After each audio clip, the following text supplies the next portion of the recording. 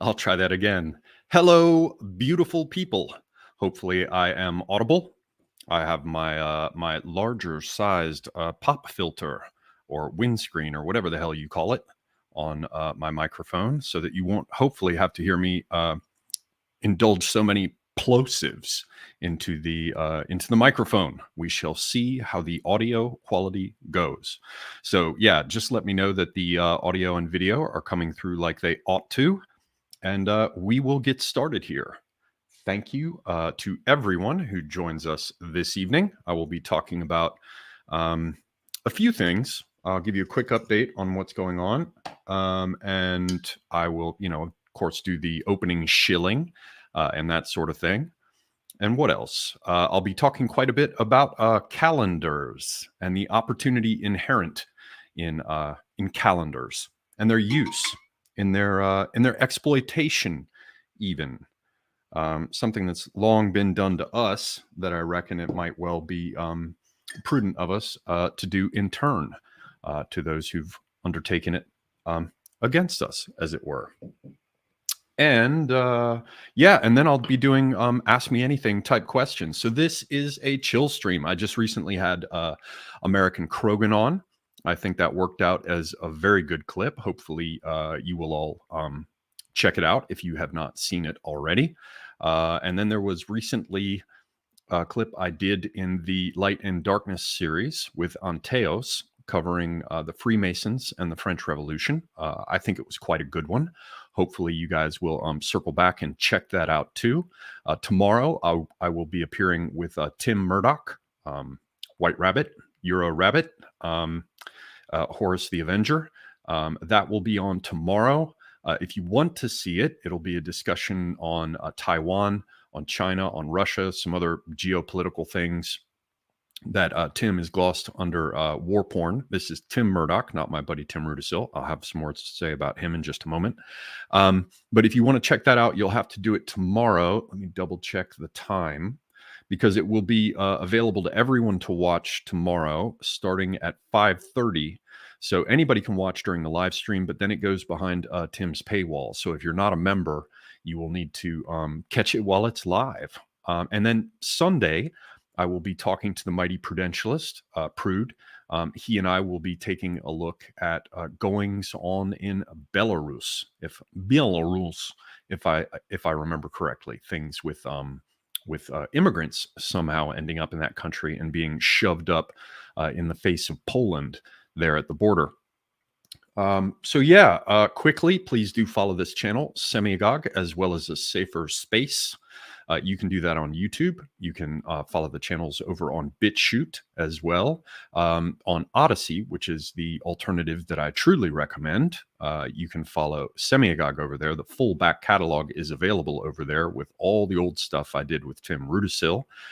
You cannot any longer find that over here on YouTube. So there's a vast amount of back catalog, some of which is not at all time sensitive, that you can catch over there if you want to go check it out. Follow me on Gab, on Minds, on Twitter, and I hope you will follow me over on Telegram, which is seems to be the future. You can follow me on Twitter as well.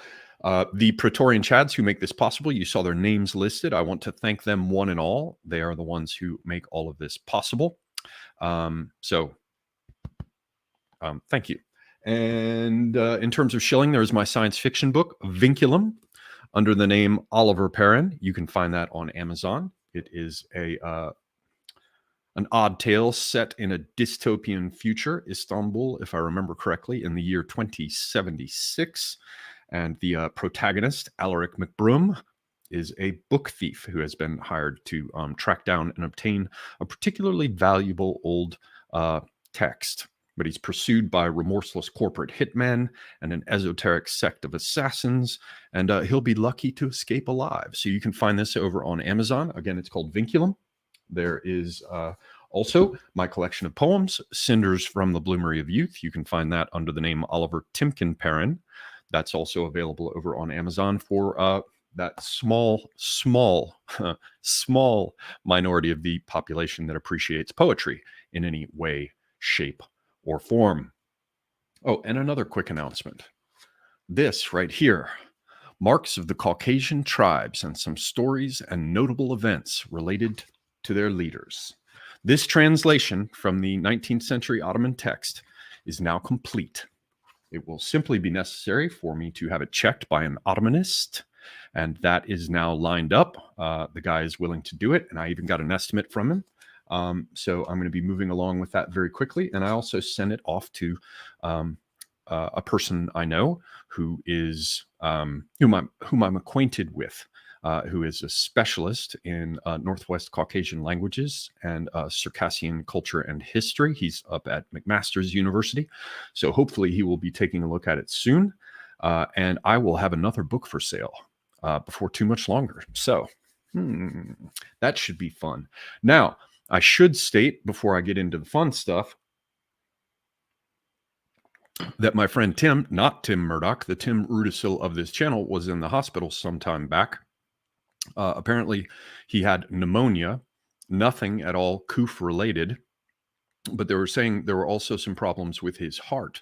And apparently he got a stent or something. And then I'm not clear exactly on what happened there, but they discharged him from the hospital. He was home for a while. He was looking pretty fucked up, very tired. Harried by all the different things that were afflicting him. And then I talked to him about a week back, and he seemed to be doing fairly well. Then I heard from his wife the next day that she had to take him down to the hospital. He was in a horrible condition. It was a terrible mess. They said he had problems with congestive heart failure, that the pneumonia was still going on. They put another stent in him. And then the worst of all is they put him on a ventilator. And I thought that's about as horrible as it can get. And so I spent a couple days very disturbed by all of these circumstances. And then I heard yesterday that he is off the ventilator. He's breathing by himself. He's still dopey from them having him under. As of today, he's now fully off of it. Something of that sort, but they're going to keep him for a few more days to ensure that he recovers. So, I mean, as bad as it is, it could be a whole lot worse. And so it looks as though within a few days, God willing, he will be headed home. But I wanted to let you guys know, because I know there are a lot of people who've been following the channel for a long time.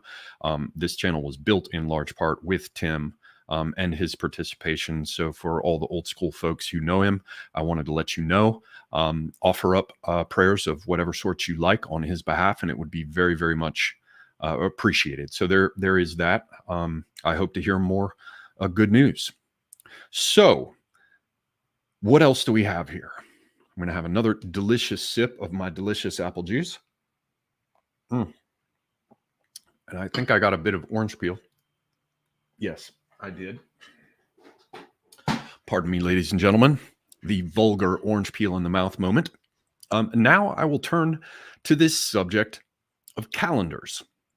You know, calendars have long been interesting to me. Well, I guess before I get started, I should say I'm going to cover this thing on calendars. It's going to involve a little bit of reading, sharing of my notes, and that sort of thing. And then depending on how much time we have left, I might cover one other topic. But if there is not enough time, you know, if we get to about an hour in, I'm just going to I'm just going to shift over to taking questions, because I just want to chill tonight. You know, I've had guests on a number of times. I've never had a chance now in some weeks haven't had a chance in some weeks to just chill out, take questions, and shoot the shit with you guys. So for those who are just coming in, I'm going to be talking about this idea related to calendars, and then we'll jump over about an hour in, and I'll start taking questions, and yeah, we'll do it like that. Also, by the way, man, there has been a long stream of people doing things today. I believe we had Academic Agent earlier in the day. I think Prudentialist had a stream. I'm also sure Oren McIntyre had one. And I think I'm missing a couple more, but AA's Mighty Crew, they do seem to be producing enough content now to have a channel of their own. So keep your eyes peeled. Soon we will be masters of the universe. Okay, so calendars. Calendars are interesting to me because everywhere I look, I see evidence of attempts to destroy the basis of our orientation. So a lot of this is old school stuff. Like, when Christians came in, they put their churches at the site of pagan temples, right? When or they line up things on the calendar to correspond to seasonal changes or shifts that would be recognized in a different context before the arrival of Christianity. Or you can see things like the toppling of statues that is so common these days, or the changing of holidays, the renaming of certain holidays. So you can, for example, place Indigenous Peoples Day like some sort of putrescent pile of shit atop what used to be Columbus Day, this sort of thing. So in these, we've just in the couple of little instances I've covered there, you've talked about holy sites, which serve as landmarks in the landscape. We've talked about dates on the calendar. And so just from that alone, and I think I just forgot another one, but essentially you can see that there are points of orientation in time and space. There are other points of orientation that they seek to turn into disorientation. For example, the basic division of gender roles that we enjoy between male and female, or I should say the roles associated with the sexes, which we see various parties attempting to replace with a rainbow multitude of genders.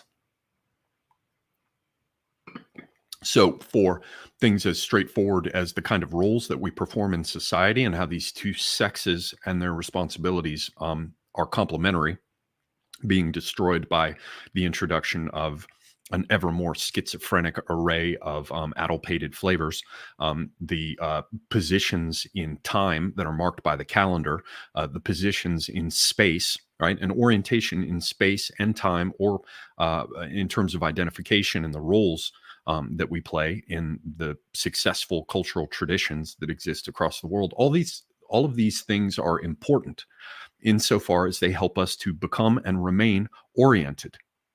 They also like to strike down the vertical dimension of orientation, which is hierarchy. So, I mean, basically, you could sit down and you could say, what are the various ways that human beings in their cultures orient themselves and stay oriented, both individually and also culturally, collectively, in terms of cooperation? It's not simply a matter of whether or not somebody wants to salute a particular flag that's raised or to replace it with another one. It's that those flags serve to orient people in times of crisis. So, metaphorically, you can extend it all over the place, but the basis of the metaphor is how troops organize on the battlefield, or the way in which the ringing of the church bells signal different times of prayer, or even minarets with the 5 times daily call to prayer, as I've often talked about. They fix things in space and time, and everywhere that we turn, this is being eroded. And as I started to say, I imagine you could just sit down and say, how many points of orientation are there? If I could list 20 different general ways that cultures orient themselves, and thereby provide the context within which cooperation can occur, or even individual development can occur. There are ways in which setting a schedule for yourself and not fucking being lost in the woods serves the individual needs as well. So from the individual to the collective, in space and in time, or relative to roles and identities. And that's just the tip of the iceberg.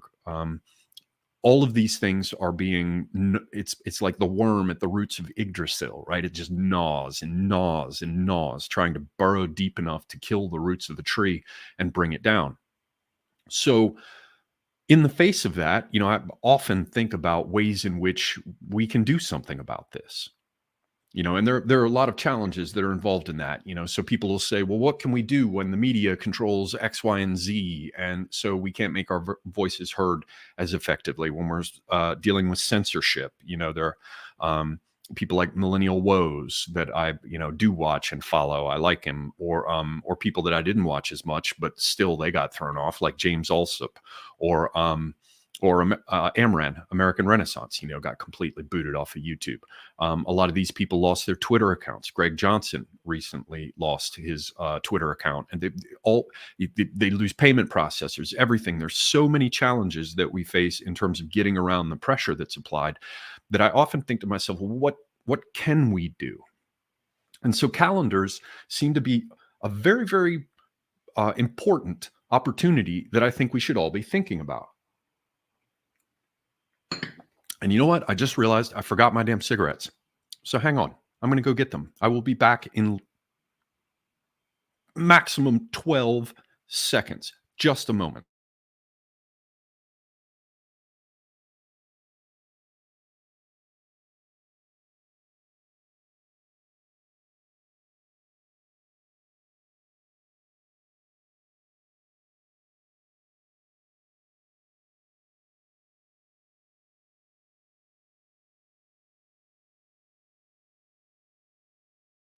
Now, I know some of you autistic fuckers were counting.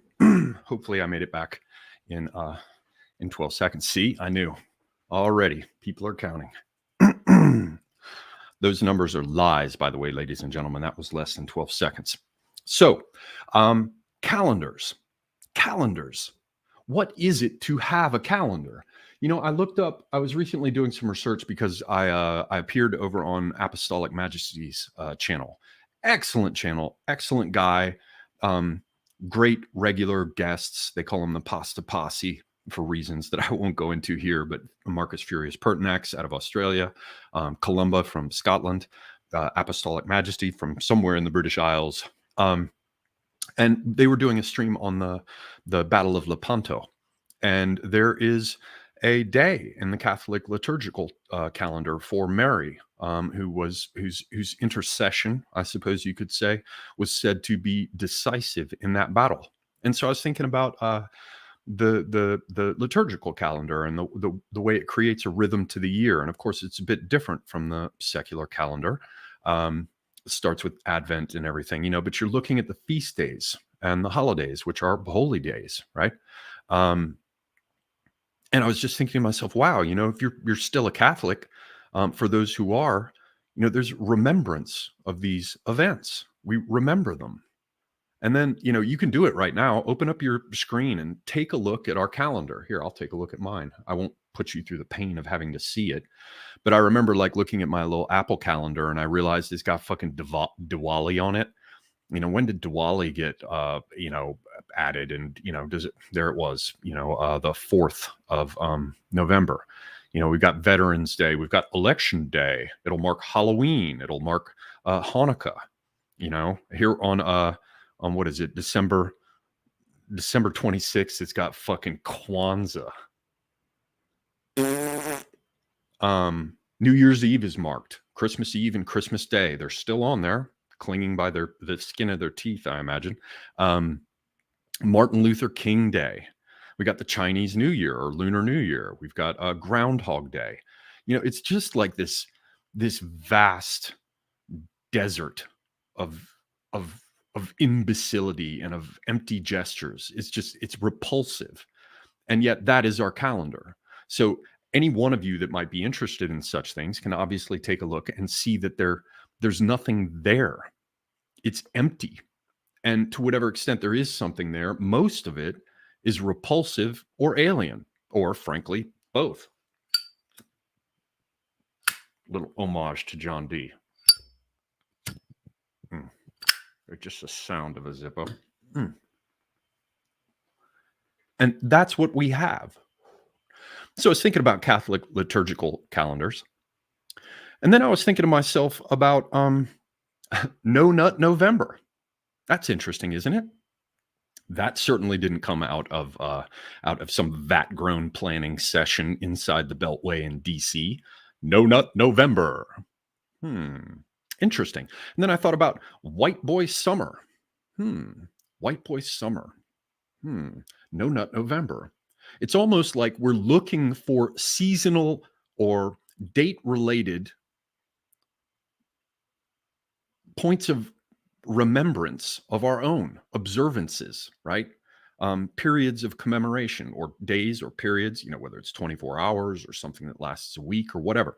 In the case of No Nut November, we've got a month where you're not supposed to be waxing the dolphin, right? We've got White Boy Summer, which was just supposedly this last summer. But what if every summer was White Boy Summer? We've also got things like Jesse Lee Peterson's White History Month in July. That's interesting. Calendars. Now, remember that I started talking about this, and I apologize for how disconnected all of this is going to be, but I'm mostly just riffing here. I have some notes to look at, but it's just going to come out like it comes out. So, God help you. I started talking about the way in which we have this sort of uphill battle. And the question is, what can we do where it's impossible to censor us? And I began thinking more about calendars. I've also been giving a great deal of thought continuously now for some years to the arbitrariness in language, which is another key aspect of disorientation. And it might be that before too long in the future here, perhaps in a state called Tennessee, for an event coming up that has been put together by Skildings or Shieldings, it's possible that I might have an opportunity to talk a bit more about that, which is a core thing I've been working on for some time. But that's disorientation based on the ambiguity of language, just like with the statues, just like with the holidays. They seek to render the points of orientation in our language so ambiguous that we can't get any kind of traction with them. No fucking traction. Wherever you look, it's supposed to crumble in front of you. It's like a post that I put up on Twitter recently where the fundamental notion of the progressive is the idea that truth changes. I was watching AA going back and forth, Academic Agent, whose channel I recommend. Most of you will know that, but in case you don't, when I say AA, I'm talking about Academic Agent. God damn it, what was I talking about now? I posted a tweet. And why did I bring up AA though? It'll come back to me. Whatever. You guys can deal with this. It's par for the course. It's me. Anyway, I put up a tweet saying that the fundamental idea for progressives is that truth changes. That's what it was. AA came to mind because you can counterpose against that the idea of perennialists, the idea that truth does not change. And I saw this fight going on Twitter where these people are coming in, I think it was to AA, and they were saying things like, oh, you can't reference those crazy old books. They're outmoded. Think about that. Mode, fashion. They just basically came in and they said, you can't cite those books because they're no longer fashionable. Can you imagine? Can you fucking imagine? And it put me in mind of an old quote that I remember about Latin, where everybody's like, why would you try to learn Latin? Why would you care to learn Latin? And the classic answer is, Latin is not a dead language, but a deathless one. Perennial truths are deathless. And one of the fundamental aspects, I think, that should be held as a sort of point of orientation for the right is that the truths that matter are timeless.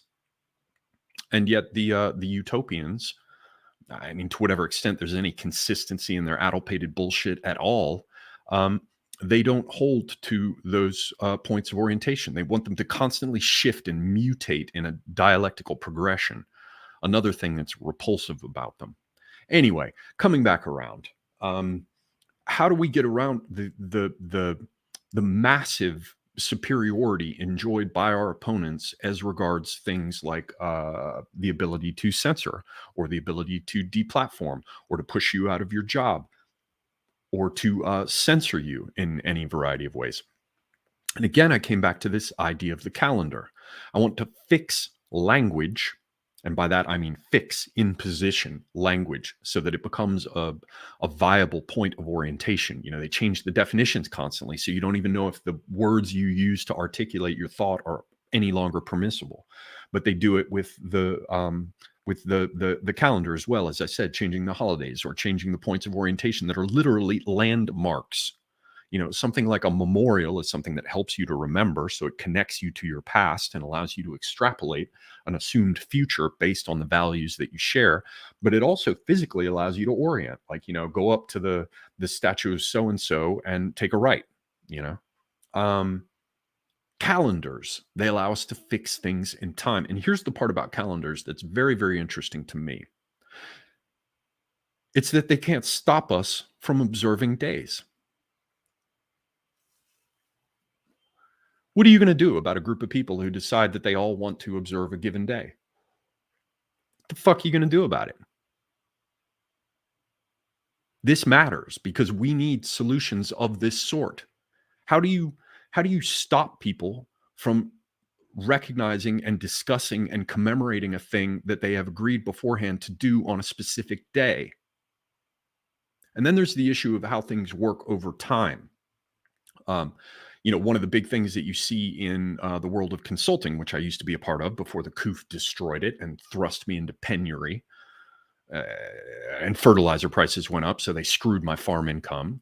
And then I got issues with demonetization and throttling of my channels, shadow banning, and all that kind of crap. Once upon a time, I worked in the realm of corporations, and so I had to help them with strategy and the rest. And one of the most common things you saw was a kind of institutional schizophrenia. Because essentially what happens is the organization is run by people who want to see a return on their investment within a 3 to 5 year period. And the institution, most of them, they don't have any kind of museum. The best they'll have is a set of brand guidelines and, mission statement and vision boards and this kind of crap. But they don't, it's not like you're dealing with the Vatican with its own library and, a couple millennia of traditions. Most of these organizations, they just, as soon as you switch out the CEO, the COO, the CMO, God fucking help you, you're dealing with a different animal. It's like the brain has been replaced in the cyborg. And so they have this kind of institutional schizophrenia, and it leads to all kinds of problems. But the worst of them is that there are these constant course corrections. And only when those companies are in the hands of people who have a sophisticated understanding of how institutions work, do you see them attempting to align with what came in the past in order to use it to put wind in their sails for the future. And so when we come back around to this idea of the calendar, it's not just that we can choose to celebrate things on certain days. It's that in agreeing to do so, it gets canonized. That's probably tarting it up a bit, but let's say it becomes institutionalized in some fashion. And so instead of just it being a one-off, once it makes it into the calendar, then it could happen year over year and build its energy over time because people can plan ahead for it. It will happen at a fixed point in time, which will help for the behavioral integration that is required for people to come together and make these things happen. So, No Nut November, okay, it's cute. It looks like it's happening regularly. This kind of thing is beginning to manifest on its own without planning, right? But what happens when you add art to nature, right? What happens when you add malice aforethought or cunning or planning or just intelligence? What happens when you apply thinking to these things that are already beginning to spontaneously manifest and you push them in a particular direction? So, No Nut November, White Boy Summer, Jesse Lee Peterson's month of July with White History Month. What happens if you begin to fill that out? What if we had a commemoration each year? Let's find out when it happened.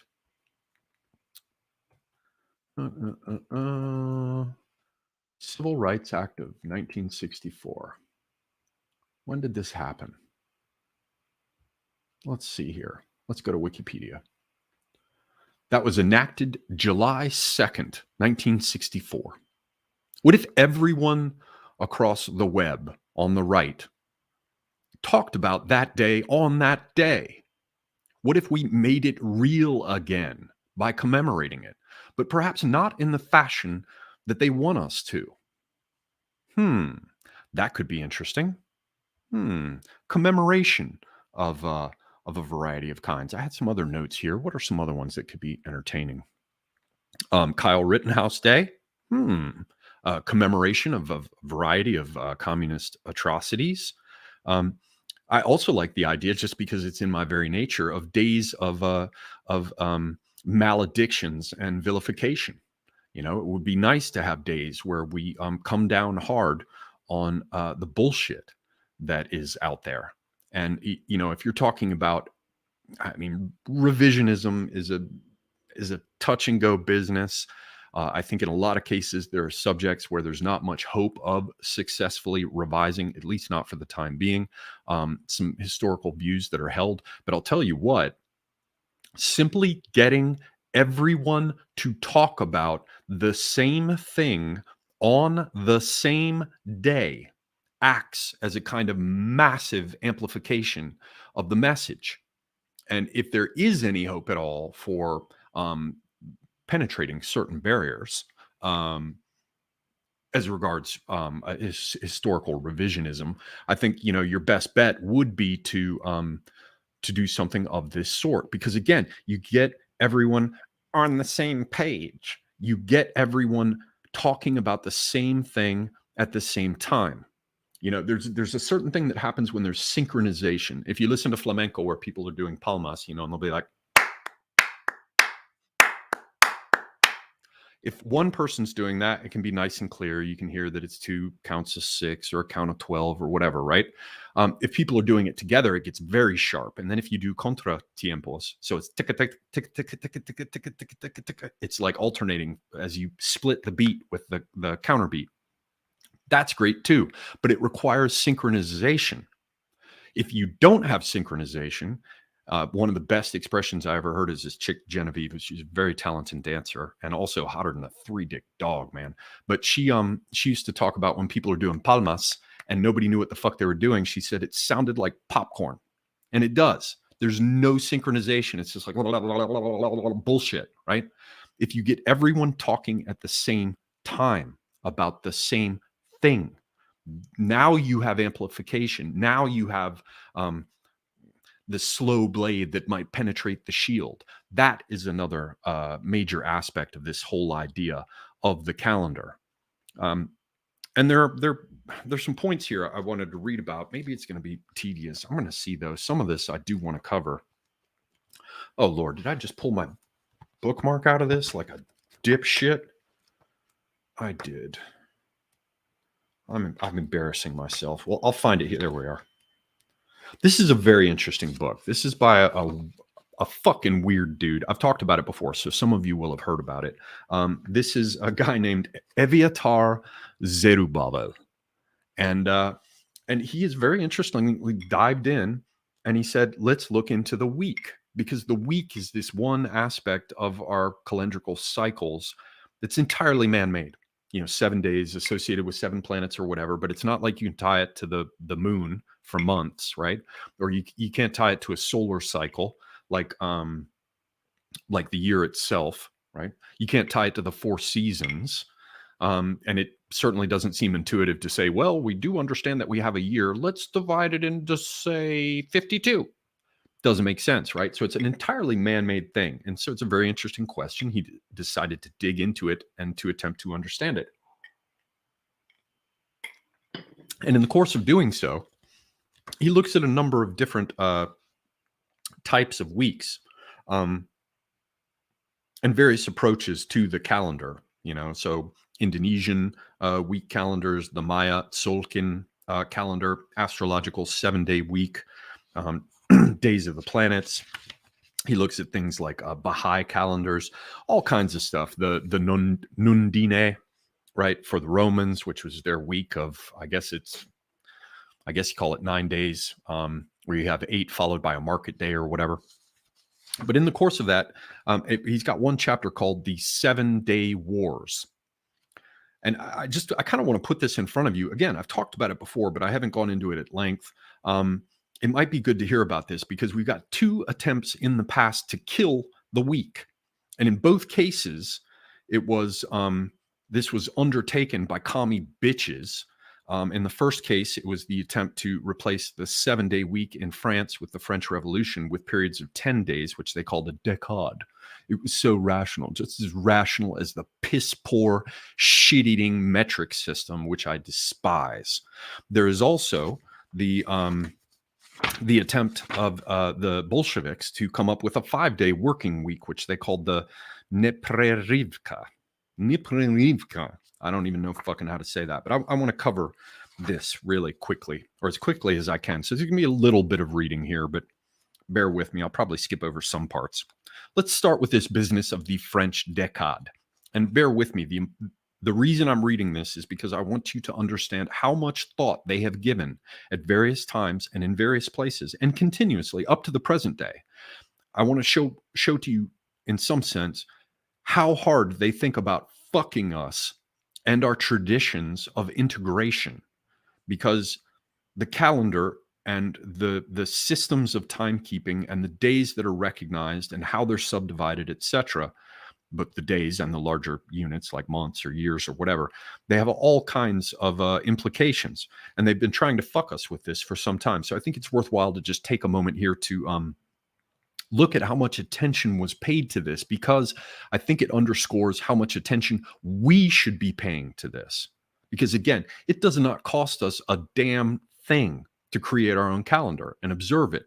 And we'll come around to the idea of a variety of talented programmers who could probably put together some applications online that would allow people to nominate particular days for particular things, and then they could be voted on, and you would sort of have a keeper of the calendar. And it wouldn't have to be religious for this time. It could be simply a tool to help all of us to work together in whatever fashion we can to overcome our opponents. So at any rate, first we'll talk about the French 10-day décade.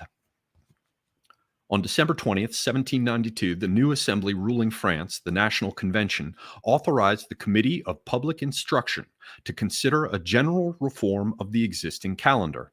The committee essentially adopted a proposal originally made 4 years earlier by Pierre Sylvain Maréchal and proceeded to recommend the establishment of a new calendar based on 12 new 30-day months, each of which would be divided into precisely 3 10-day weekly cycles called décades.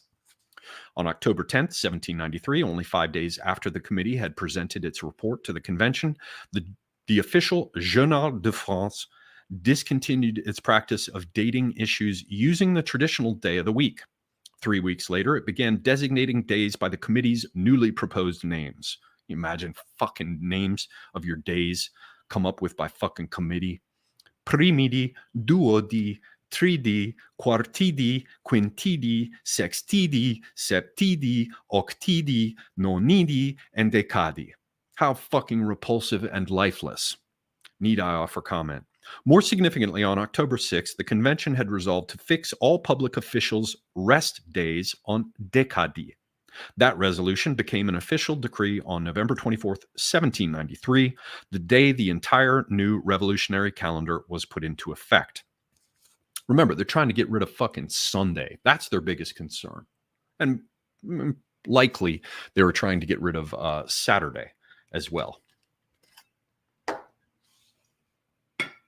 Sorry, ladies and gentlemen, just got to pour out the last of my apple juice here. Like my friends up in Tennessee say, a willful waste is a woeful want. A child of the Enlightenment, the French Revolution was supposed to inaugurate a new age of reason. As a symbol essentially representing its true spirit, the new calendar was thus expected by its architects to help promote clarity and precision and substitute, quote, the reality of reason for the visions of ignorance. It was by no mere coincidence that some of the eminent scholarly authorities they consulted, such as the mathematicians Joseph-Louis Lagrange and Gaspard de Monge, were also members of the committee that had just introduced the metric reform of the traditional system of measures and weights. The French Republican calendrical reform was essentially an extension of the latter, and the day was to become the functional analog of the meter and the gram. The new system of units of time was largely based on the decimal principle, which is one of the cornerstones of Western mathematics. Along with the introduction of the new 10-day week, the reformers divided the day into 10 hours, each of those into 100 decimal minutes, and each of the latter into 100 decimal seconds, so that practically all the new units of time shorter than the month were interrelated in decimal terms. The architects of the reform were fully aware of the tremendous symbolic significance of that. When trying to legitimize the introduction of the décade, they were careful to emphasize the clear reason underlying the rational and scientific decimal system, particularly in contrast to the supposedly superstitious astrological basis of the 7-day week. The real target of the reform campaign, however, was the Christian rather than the astrological 7-day week, and from a symbolic standpoint, the abolition of the 7-day beat expressed the wish to de-Christianize France far more than the attempt to make life there more rational. Color me shocked. Whereas the traditional calendar had been associated with the priesthood and with Catholic superstition, the new calendar was supposed to be a civil calendar, divested of any religious associations. As Maréchal had originally proposed, the calendar of the French Republic must not resemble in any respect the official annuals of the Apostolic and Roman Church. It is therefore hardly surprising that his original reform proposal, his Almanach de Honnêtes Gens, had actually been burnt by the Bourbon government as impious, sacrilegious, blasphemous, and tending to destroy religion. We can be forgiven for imagining that the Bourbon government was pretty much on the money in terms of what this was intended to do. At any rate, hence the particular symbolic significance of the abolition of the saints' days, the replacement of the Christian era by a Republican era that began in 1792. Note that they're trying to get rid of the whole idea of before Christ or Anno Domini in the year of the Lord, right? Much as we see sort of taken over half-assed with BCE and CE. Yet the most significant I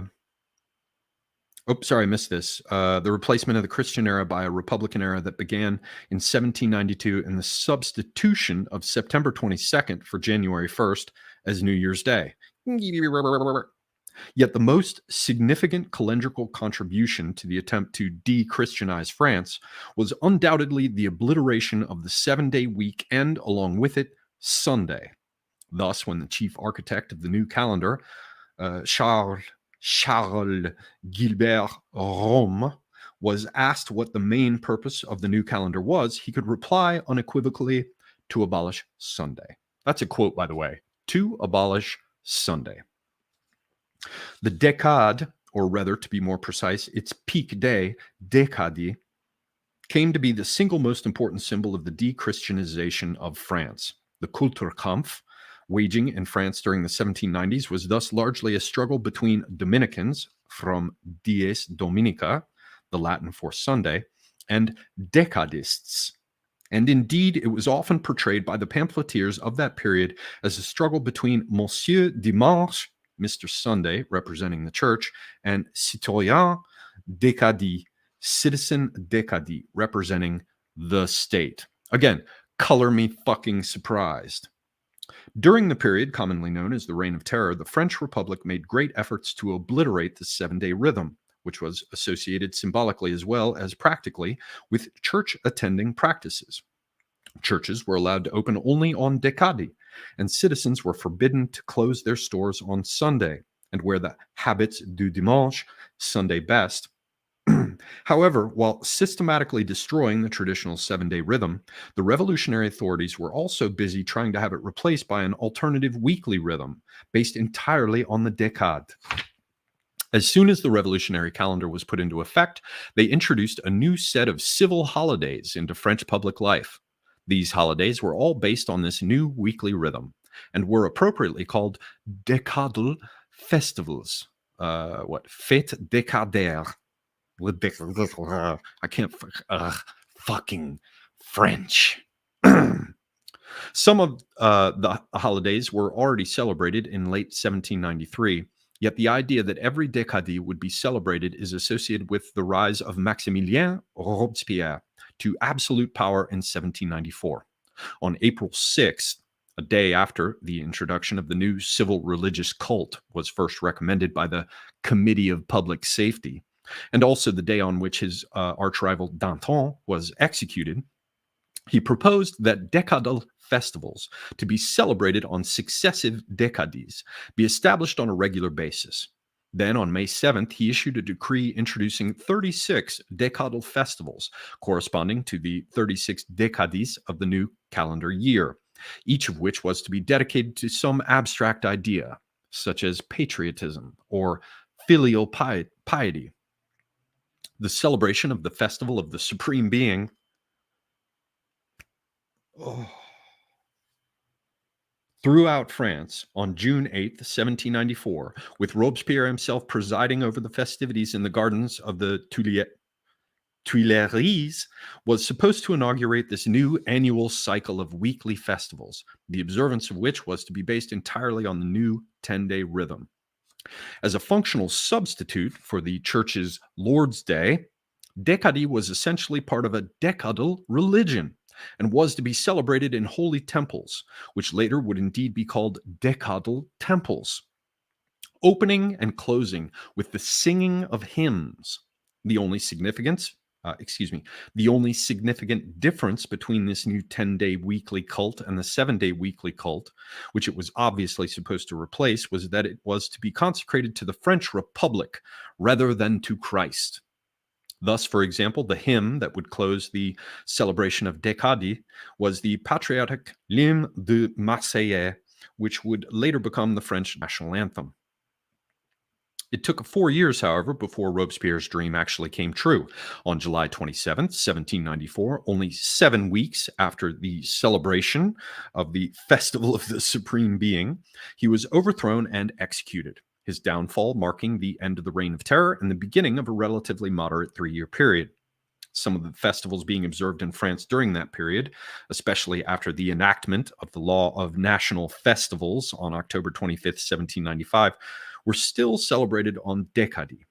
Particularly noteworthy are the 6 so-called moral festivals. Jesus Christ. Dedicated to youth, spouses, gratitude, agriculture, liberty, and the old, respectively, which were observed on the first decade of each of the last 6 months of the Republican calendar year. However, major annual holidays, such as the commemorative anniversaries of the execution of King Louis XVI, the destruction of the Bastille, the storming of the Tuileries, however the fuck you pronounce that, the foundation of the French Republic, and the fall of Robespierre were all fixed on annual dates that never coincided with Decadi. Interesting. So, they go on to talk about how that changed dramatically after the coup d'etat of September 4th, 1797. They basically reinstated the de-christianization policy, and they tried to keep this in place. And here's interesting. To be sure, during the Reign of Terror, the authorities compiled lists of heads of families who did not participate in the decadal festivals. And Sunday observers were condemned as non-Republicans, as well as dangerous enemies of liberty, equality, and the poor. However, legal sanctions against those who defied the decade were usually not enforced. This was to change dramatically in 1798 when severe fines and even jail sentences were applied to such violations as opening one's store on Decadi. The laws of 1798 made the closing of all stores, government offices, and tribunals, and public as well as private schools on Decadi, as well as on Quintidi afternoon, mandatory. The dominance of the new weekly rhythm was also felt in commerce, as all fairs and markets were fixed on particular days of the decade. The laws also prohibited the use of the traditional designation of the days of the week in journals, contracts, and posters. No, you sick and evil enemies of progress, you cannot use the days of the week. So this went on for quite some time. And I don't need to get into all the details here, but there is an interesting little bit. Bishop Henri Gregoire was right when he prophetically told the calendrical reformers back in 1793, Sunday has existed before you, and it will survive you.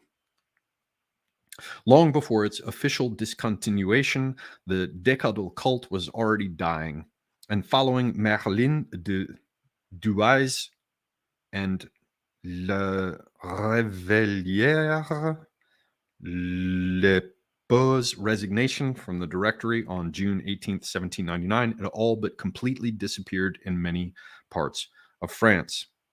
However, as a child of the First Republic, the Decade was also destined to die with it, and at least officially, it would survive until the appearance of Napoleon Bonaparte on the French national scene. So it says the 7-day week was restored only after the conclusion of the Concordat between Napoleon and the Pope, which is essentially reestablished the church in France. So that's just a bit on the freakish French freaks who attempted to destroy everything and did a fairly good job of it for quite some time there. France has indeed never recovered. It is worthwhile to take a look also at the example of the Bolsheviks who tried to do this shit too. These are the same people who want to, introduce International Women's Day into your calendar today. These are the same people who want to clutter your calendar with some sort of incipient global calendar, which, as I said, will have Hanukkah and Diwali and Chinese New Year and our New Year. It's so apeshit. It's so stupid. The absence of distinction is in and of itself a basis for disorientation. So if everyone is on the same calendar, there are no differences in places. The lack of difference, sameness, which you could pretty much assert as equality, the way they construe it, certainly their equity, all of it is intended to remove difference. And when you remove difference, the features which distinguish one people from another, you introduce sameness. And you know what sameness is? It's a way of saying that there is no point of orientation, left and right, top and bottom, in front and behind, in all times and all places, in all domains of life. They are attempting to destroy points of orientation. They're attempting to remake you. It's fucking horrific. So it is worth our time. I hope you will bear with me. We're going to take a quick look at the Bolsheviks. Then we're going to come back to this basic idea. And then we'll wrap up and we'll go to questions with Ask Me Anything. So don't put the questions in yet. I won't be able to make this clean in an hour, but before an hour and 10 minutes has gone by, which means another 15, 20 minutes of this at most, we will jump over to questions. So get your questions ready. When you have them ready, start posting them when I'm done with all of this, because I'm not looking at the chat right now. I've got my notes, I've got the book and everything else. But as soon as I'm done with this, I'll wrap the idea on calendars. I'm going to try to hammer home again the importance of this idea and how we should be using this. And then we'll turn around to questions. So as soon as I'm done with this, please fire up the questions. I'll see them come rolling in and I'll start to answer them. As always, it is best if you do so with an @semiagog at the beginning of them, so they will stand out for me. Again, I have not looked at anything in the chat up to this point. So the Soviets come in with a 5-day Neprerivka, whatever the fuck that means. Like I can pronounce anything in fucking in Russian.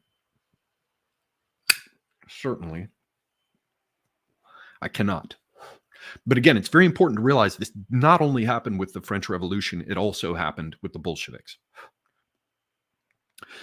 In May 1929, at the 5th Congress of the Soviets of the Union, a major reform of the existing work week, which would involve the introduction of a so-called uninterrupted production week. It just gets worse. It gets more hellish. It's like the frozen lake of Cocytus down at the bottom where Judas is being swallowed by a 3-headed beast at the absolute nethermost region of hell. Whenever you look at what these fucking social engineers do, it always gets worse. So if you thought that the French Revolution couldn't get any worse, welcome to the fucking Bolsheviks. So it would involve the introduction of a so-called uninterrupted production week. It was proposed by Delegate Laren.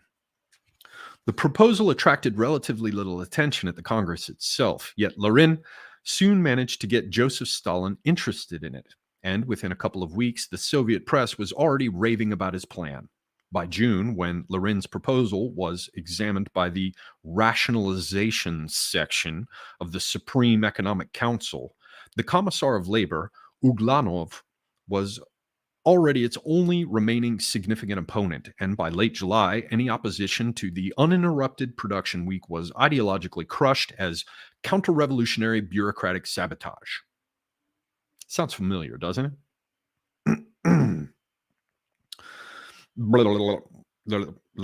Counter-revolutionary. Finally, on August 26, 1929, the Council of People's Commissaries of the Soviet Union officially announced that, starting from October 1st, a major transition of all productive enterprises as well as offices from the traditional interrupted work week to a continuous production week would be put into effect. A year earlier, when the Soviet government launched its first 5-year plan, a socialist program of speedy industrialization, maximizing output growth, was clearly one of the top items on its agenda. That obviously presupposed exploiting industrial equipment to its utmost, and the authorities resolved to reduce waste by making sure that the expensive machines would be utilized incessantly and never stand idle. The introduction of a continuous working day based on a multiple shift system that allowed production to proceed in an uninterrupted fashion, even during nighttime, was an obvious product of this new Soviet emphasis on the continuity of industrial production. The traditional work week, however, still involved an unproductive, wasteful weekly day of rest on which the output of the expensive equipment was precisely zero. Hence the various attempts since 1927 to experiment with a continuous work week. These experiments clearly led to the introduction of the neprerivka, apparently means uninterrupted, in October 1929. Maximizing output growth must have been Lerin's main objective, as one can tell from the title of his original reform proposal, 300 or 360, which obviously alluded to the prospect of exploiting industrial equipment 60 more days every year. It was also the main rationale provided by the Council of People's Commissaries of the Soviet Union in their decree of August 26, 1929. And yet, if the concern with economic waste were indeed the only factor motivating the calendrical reform, the Soviet authorities could have easily preserved the 7-day week and simply replaced the traditional common weekly day of rest by 7 different rest days, all staggered vis-a-vis one another, just like the various shifts in the multiple shift system. However, the introduction of a continuous work week turned out to be only one component of an essentially twofold reform of the week. On September 24th, 1929, a week before the neprerivka was put into effect, the Council of People's Commissaries of the Soviet Union modified its original decree of August, adding that the new work week would be a 5-day rather than a 7-day cycle, with workers resting every 5th rather than every 7th day. I wonder why. Do you wonder why? Allow us to scratch our heads together. Let's discover why. To appreciate the anti-religious significance of this move, note that originally the days of the week were even supposed to retain their traditional names, with only Saturday and Sunday being removed from the weekly cycle. A satirical cartoon published in a Russian émigrés newspaper from that period shows the same 2 days being shot by a Soviet soldier for their bourgeois origins. These two weekly bastions of Judeo-Christian religious sentiments. Remember, this is a Jewish author, so it's not surprising he says Judeo-Christian. These two weekly bastions of Judeo-Christian religious sentiments were clearly the main targets of a regime vehemently determined to fulfill the Marxist dream of crushing the opiate of the masses. In fact, when the Commissar of Labor expressed his concern about the future of Sunday, he was told explicitly that the calendrical reform was introduced essentially to combat the religious spirit. As in France 140 years earlier, the main purpose of abolishing the 7-day week in the Soviet Union was to destroy religion there. Interestingly enough, shortly after the 1917 revolution, a few attempts were made to follow the spirit of the French Revolution and introduce the 10-day décade to the Soviet Union. Altering the length of the weekly cycle was supposed to pull the entire social and economic life of the Soviet Union outside the sphere of relevance of the traditional 7-day rhythm associated with its three major religions, Christianity, Islam, and Judaism, so as to make that rhythm of no use for any purpose whatsoever, and thus both obsolete and dispensable. In a social world where one's most important affairs would all be regulated in accordance with a 5-day rhythm of activity, it would be most difficult to keep track of the traditional 7-day cycle and not to lose count of one's days of religious worship. More significantly, only once every 30 days, when the traditional and new weeks would coincide, would a Soviet worker be able to actually attend church on Sunday, mosque on Friday, or synagogue on Saturday. Thus, on any given traditional weekly day of public worship, only 1/5 of the entire Soviet workforce, and not the same people every week, would be able to attend services, the other 80% being at work. And I'm not going to go too much more deeply into this, but let's take a look at some of the most interesting bits. The days of the new weekly cycle were originally supposed to either retain their traditional Monday through Friday names or assume revolutionary names such as Trade Union, Soviet, Lenin, Komsomol, Party, Hammer, and Sickle. What lovely names for days. They're almost as good as 1, 2, and 3, so filled with soul, so filled with tradition and spirit. Yet very soon they came to be known simply as first day, second day, and so on. They come up with bullshit and it gets replaced by bullshit, which is superior to the bullshit they proposed. However, on some calendars, as well as on slips indicating to workers the days on which they were off duty, particular days of the week soon also came to be associated with particular colors. The first day with yellow, the second with peach, the third with red, the fourth with purple, and the fifth one with green. It was also not uncommon that, in address books, people would add the names of friends and acquaintances, add to the names of friends and acquaintances, the color corresponding to the day of the week on which they were on duty. The considerable salience of days off must be understood within the context of the peculiar temporal organization of the Soviet society from October 1929. It was quite understandable that one would become associated with one's regular weekly day off work, since the latter would be shared by only 1/5 of the rest of Soviet society. Soviet workers may have rested more often than their Western counterparts, once every 5 rather than every 7 days, yet they certainly did not rest together as one society, since 80% of the entire Soviet working population would be at work on any given day. In order to guarantee the continuous operation of productive enterprises, the Soviet authorities made a calendrical experiment that was essentially much more radical than the French reform of the week. Rather than merely alter the length of the week from a 7-day cycle to a 5-day one, they essentially tried to destroy the idea of a common societal weekly cycle by abolishing the traditional Judeo-Christian institution of a single uniform weekly day of rest that is commonly shared by an entire society. And can I jump over this? It goes into the cycles of Judaism, Christianity, and Islam. The main social theme underlying the introduction of the Neprerivka was the obliteration of temporal symmetry, a traditional form of coordination, back to my point of behavioral integration, that involves synchronizing the activities of different individuals so that they would take place together. The Soviet reformers essentially tried to replace temporal symmetry with temporal complementarity, an alternative pattern of coordination which involved staggering the activities of Soviet social life. They replaced the 7-day week by no less than 5 new weeks, which, despite being of the same length, were nevertheless separate cycles that revolved around 5 different weekly days of rest.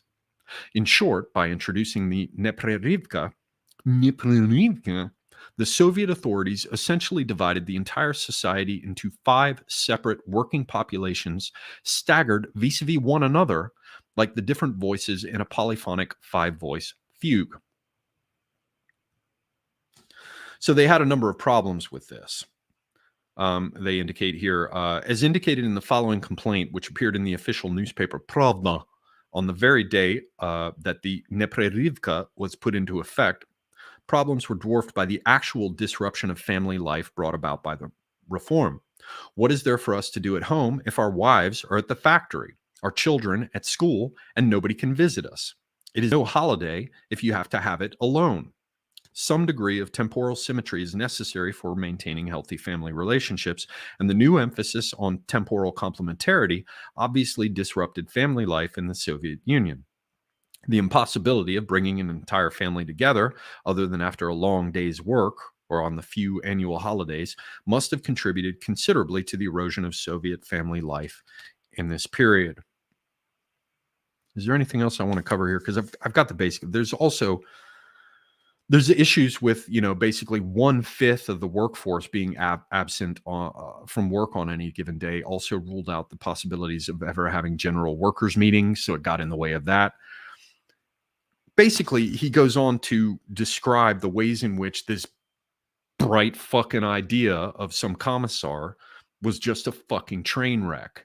And he goes on to show how it just caused problem after problem. I mean, when you think about managers and the idea that when everyone is working together, you want to have one manager, at least one person in charge who knows what's going on with the organization, or the facility or whatever.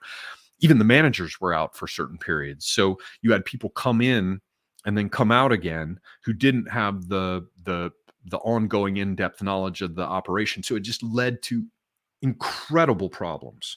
And they tried to deal with this by coming up with a 6-day work week. 5-day didn't work. Well, let's try 6-day. They still don't want 7 because they want fucking Sunday gone, and Friday and Saturday too, to be fair. And so they came up with like a 6-day work week where the 6th was a common day of rest, and that caused problems. And so everything got confused. And when did this end? The Soviet calendrical adventure finally came to an end on June 26, 1940. So this is fucking 11 years of this train wreck from 1929 to 1940. So the calendrical adventure finally came to an end on June 26, 1940, when the Presidium of the Supreme Soviet abolished the Chestidnevki and restored the 7-day week. The official rationale offered for the prolongation of the weekly cycle was, not surprisingly, the need to increase production. So these cocksuckers introduced the temporal complementarity with overlapping 5-day weeks in order to increase production. And it ended up being such a fucking disaster that they had to return to the 7-day week to increase production. A closer examination, however, reveals that economic considerations, which had played only one part in the decision to abolish the 7-day week in 1929, were also only partly responsible for its restoration in 1940. Given the peasants' success in resisting the government's attempt to secularize the week, and that's part of what I jumped over, the peasants were not fucking having it, the Soviet Union was slowly becoming two distinct societies, completely out of phase and temporarily uncoordinated with one another. The city living in accordance with the official civil 6-day rhythm, and before that the 5-day rhythm, and the country stubbornly sticking to the traditional religious 7-day cycle. The coexistence of these two conflicting weekly rhythms obviously eroded social solidarity at the societal level, aside from being a most conspicuous testimony of the government's failure to assert its authority. So there's more along these lines, but what I really wanted to do was make sure that it was entirely clear to everyone listening that these addle-pated misadventures have been attempted on a number of occasions. It's been very radical, and it's been an utter fucking train wreck. And in particular, this business of how the rural areas of the Soviet Union stuck with the 7-day calendar and refused to be drawn away from it, while in the major urban centers with their industrial production, you had people following 5-day and then 6-day weeks. I think it shows some of the value of simply saying, no, fuck no, we will not do it. In fact, not only will we not do it, we will assert ourselves in the face of this because it essentially splits the system. And that creates a massive tension on it. For very good reason, a lot of people in our circles have been looking at things like whether or not we can go with parallelism. And in large part, people are looking at folks, I recommend them, by the way, from South Africa, like Marhobane. I can never fucking remember how to pronounce his last name, but it's something like Robert Duigan, something like that. I want to say Dugan, but it's not right. But Marhobane and Conscious Caracol in South Africa have been doing lots of good work, and many others like them. But I just happen to know those two, with the idea of parallelism. And so one of the things that comes up when you consider the opportunities provided or afforded by parallelism is the idea that, wow, they can turn on you, they can push you into a corner, they can isolate you and tear you down. But this interesting little bit about how the rural areas stuck to the old system, and what it yielded was a desynchronization of the various parts of the animal. That raises interesting topics that should be considered, that should be chewed over thoroughly, as regards the way in which failing to fall within their universal framework, and universalists do love their universal frameworks, in its own way can sort of splinter what they're attempting. And so this brings us all the way back around. I'm not going to get too deep into it. I'm certainly deep enough in my cups. But it brings us back around to this idea of our own calendar. Doesn't have to be a religious calendar. I would not even want to imagine trying to go after the Eastern Orthodox calendar or to go after the Roman Catholic liturgical calendar. No reason to do it. No reason to alienate potential allies. But when we look at our own calendars, and I invite you all to do it again so you can see, where Veterans Day is put and Indigenous Peoples Day, or, whatever it is that the UN wants us to celebrate this week, fucking dwarves with one flipper foot day, where we're all supposed to like gnash our teeth and throw dirt into our hair and rend our faces with our fingernails as professional mourners for the dwarves with one flipper foot. This bullshit certainly is a target and should be a target of our attention. And again, the calendar itself, in order to introduce it and use it as a basis for behavioral integration, to orient all of us together as regards our shared purpose or purposes, that is something we should all be thinking about. How difficult would it be for 3 or 4 programmers to, get some rack space and make sure that it's fast and write the apps necessary to put together some sort of program that provides a calendar across a year. And for any given calendar date, I'm just, spitballing here, but you could click on the square for the day and it would provide you with an indication of what holidays already exist there, if any, in various cultures, right? All you need is some tab delimited fucking database of various holidays that it could, draw from as a resource. So you could see, okay, what's there? Do we want to keep it and reinforce it because it's being attacked?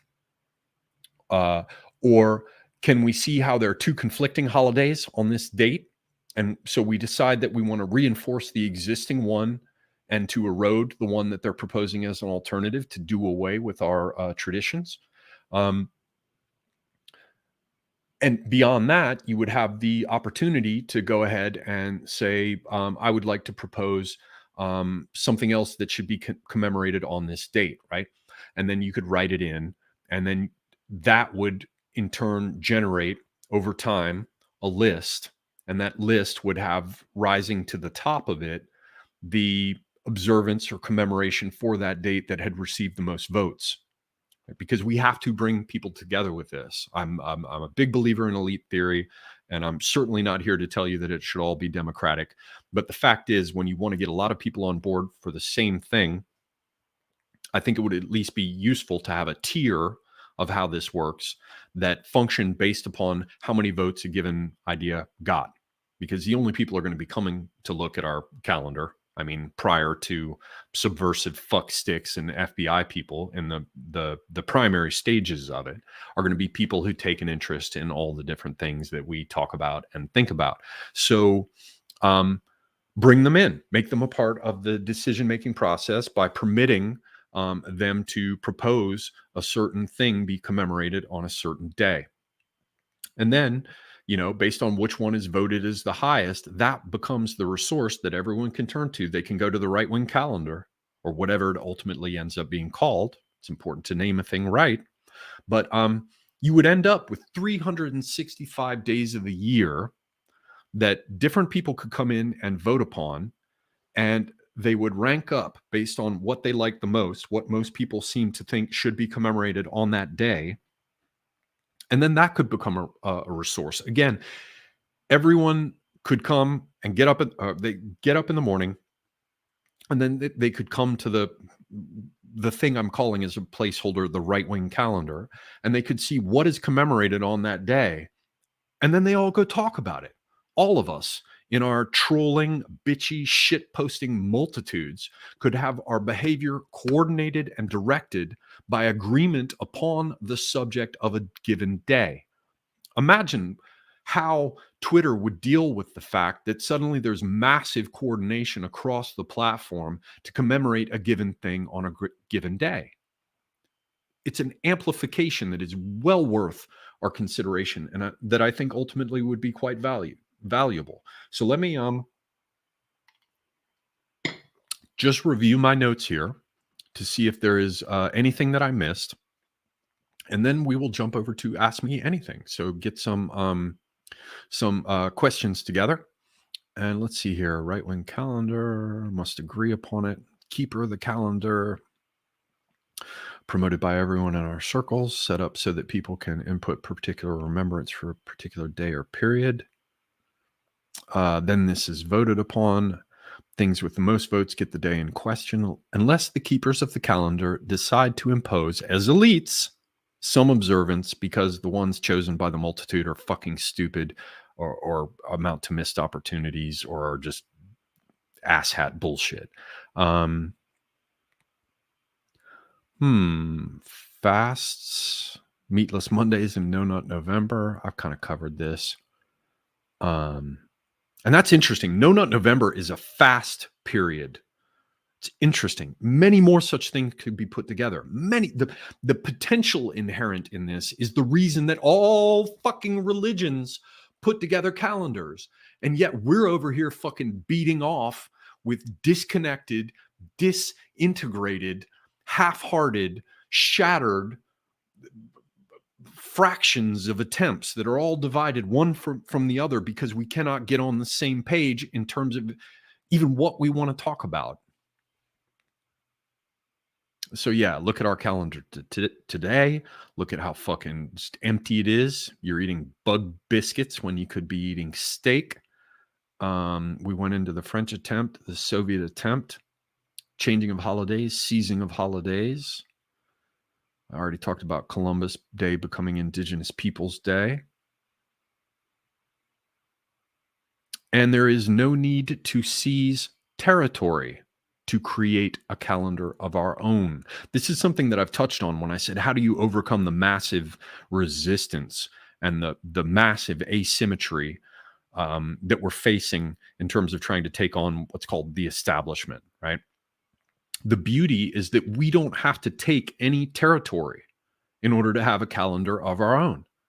All we need is a website, and then people go to it, interact with it, and talk about it. That's it. And it's not specifically the place where the messages are shared. All it does is it lists by calendar date the themes or the things that we want to talk about. So it's fundamentally decentralized. And the application, if it's going to be straightforward, it's going to be simple. You know, what do you have? You have the web server and the database or whatever, and the app. So you can mirror it in various places and the rest, and so it's unlikely that they're going to be able to take it down.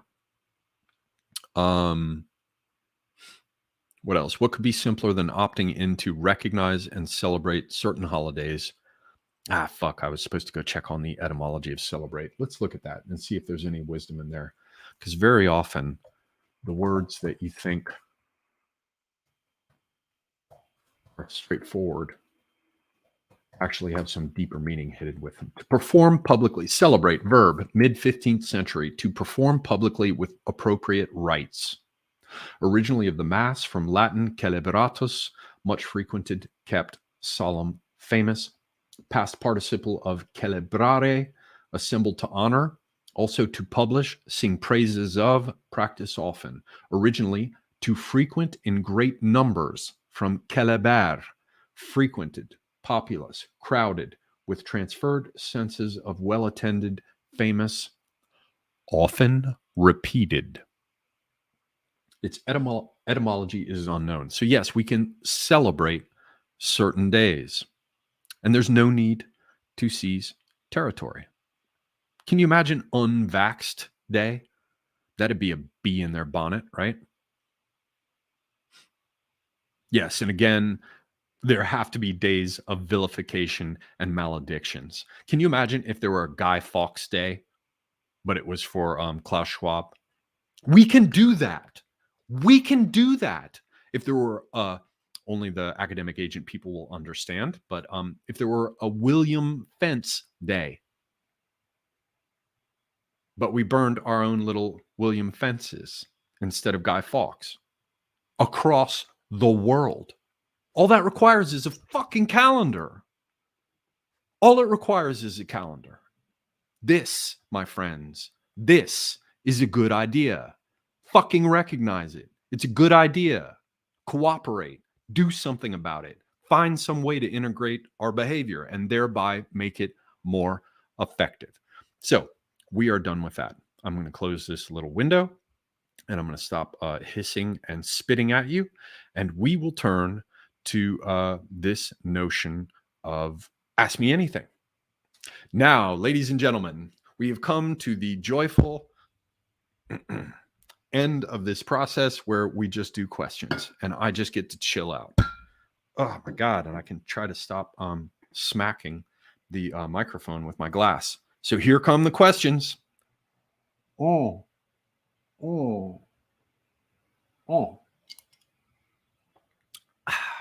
All that apple juice is gone. So what, my friends, what is a girl to do? Well, I think we need some chocolate milk to go with the apple juice. That's what I think. Oh, yeah, it's Wednesday night, man. Can you feel it? Can you feel it, peoples? So what do we have for questions? No, I do not practice Zazen. This from Seamus O'Blaine. I can't pronounce anything from that crazy green island. Ever heard of the book The Unconscious as Infinite Sets? The conscious world is asymmetric with the unconscious, while the unconscious is symmetrical. The madness of today mirrors this. I am afraid I am not familiar with that book. I am sorry to say. I have so much shit I have to. Oh my God. Yeah, I have a lot to read now. So yeah, it's probably going to have to wait. But if I see that title again, or if you remind me again in future when I am not so tightly constrained by all the reading that I have to do in future, I can perhaps take it up. Somebody says, so make a calendar? Yeah, make a calendar. Yes, do that. And that's probably something to get with the various programmers. get with them about that. Okay, so where are we here? Did I miss anything? I don't think I missed anything. Okay. All kinds of people in the house. Lady of Shalott is in the house. The Queen of Wine Moms. Mr. Ixme, who is also Miss Ixme, my good old friend. Glad to see you here. Is only one Sandos. Semiagog Ramsey Paul suggested celebrating January 6th as Patriots Day, though I might call it Black Pill Day. Are these the events you would focus on? I don't know. I'd have to think about it. In any decision about what day you want to celebrate, you have to bear in mind what you're going to be fighting against, right? So whatever has already been positioned there amounts to a thing, and because it is there and it has mass, you're going to have to overcome inertia, so to speak, in order to replace it with something else, to push it off the board and to put something else on the board in its place. And I mean, straight out of the gate, I would say that, yeah, January 6th has a lot of potential, to basically turn it or invert it and turn it into something other than a day of infamy. And I think that that's what Ramsey Paul was probably going after when he says, call it Patriots Day, because it's supposed to be the day that our country almost fell. No, it's Patriots Day, which is just to say, fuck you, we're going to turn it around. I would want to think about it more. And in any case, because we need buy-in from large numbers of people in order to get them all on the same page as regards something like this, you kind of have to leave it up to the votes to see what people cared most about, right? Because if nothing else, as the sort of first test, the number of people who actually even cared to vote on a specific day, the amount of controversy regarding a specific day would give you, again, as a sort of first pass, a sense of how many people cared strongly enough about it to bitch about it. If you've got 15,000 people arguing in terms of the comments and the votes one way or another on a given day, you at least know that you have enough attention there, that there are a number of people that are interested who want to do something with it. So you could look at January 6th, and then you could look at the data that comes in based on the votes on that particular day and the kind of suggestions that are made for what it should commemorate. And then you would be left with, okay, one, does it look like people are tending in a certain direction? So we know that, there's a general uniformity of view that something should be done. In terms of what that is, what should be done.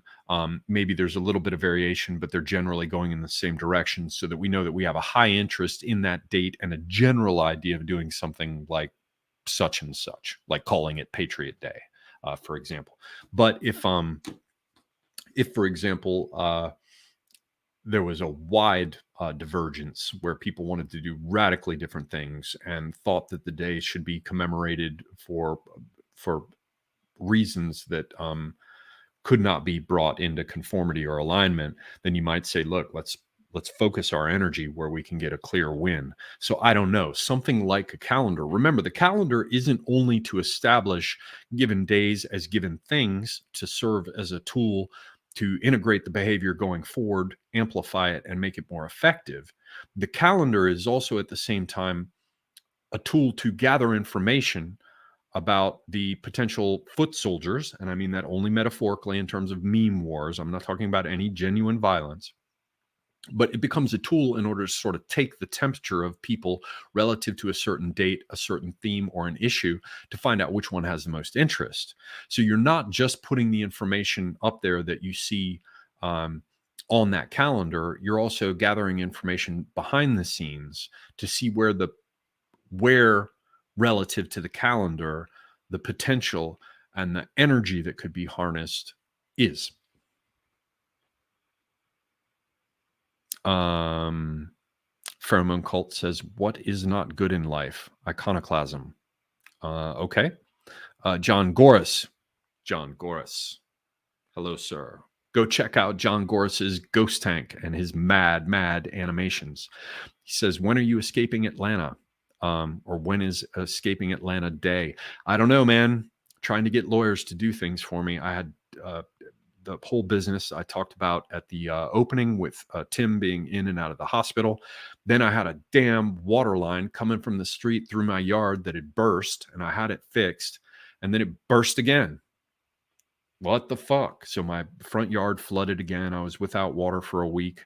And that got in the way, as well as the other things. And now I'm trying to get lawyers to do things, and that's just like cat herding. God, I fucking hate lawyers. So yeah, I'm working on it. Hopefully soon. I want to get out of here.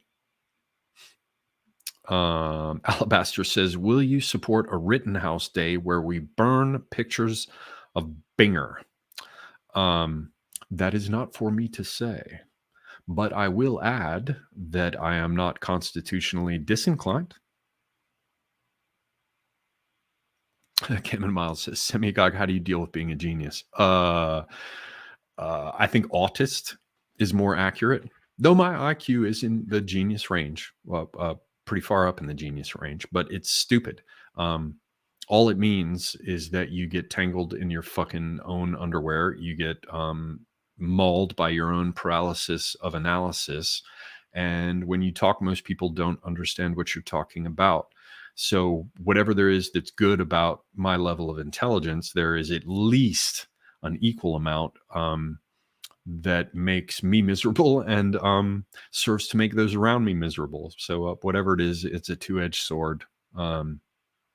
So I deal with it delicately and increasingly with increasing humility, believe it or not, because I learned how useless what I thought was so valuable actually is. Nemo says, Semiagog, you ever watch Jesse Lee Peterson opinion? Yeah, I've seen him. Whatever he's got with the cleft palate or whatever is kind of strange and hard to deal with. From what I have seen of him, he's interesting and provocative. I don't watch him regularly, but I don't mind it. You get a little more chocolate milk here.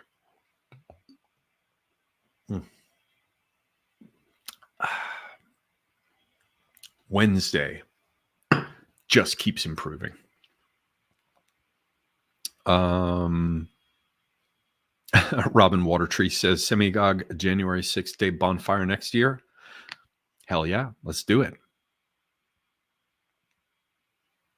And Nullus in the house. Hello, sir. Says, I may have missed it, but have you covered the topic of creating new heroes and mythology, regardless of the real achievements of said hero or mythology? Hope that makes sense. Yes, it does make sense. No, I haven't, because that's a subject in its own right, which is to say, where do you have some figure with enough salience as regards how much they intrude into the awareness of most people, where you could, try to plant a flag. And it's challenging. If you do successfully capture some historical personage and plant your flag there, then you might capture yourself a historical celebrity, which could be valuable, but that's a separate discussion from the business of calendars and the rest. So you will forgive me. We'll perhaps come around to that in future. But that is an important point to raise, because that is another aspect of the kind of thinking that we should be doing about how to make the most of what we have and to minimize all the areas where we don't have shit. Pints and peasants. That sounds like bludgeons and flagons. I wonder. Okay, says Semigog, have you heard of the concept of political ponerology? It was a study of gangs eventually becoming corrupt. No gang ever started by saying, hey, dudes, let's run guns, sell drugs to kids. Huh, that could be interesting, because if I understand you correctly, you're saying that you can identify organizations which in and of themselves are not subversive, but in some incipient sense could become subversive. No, I haven't, but that's good. That's good strategy. So you do well in one of these.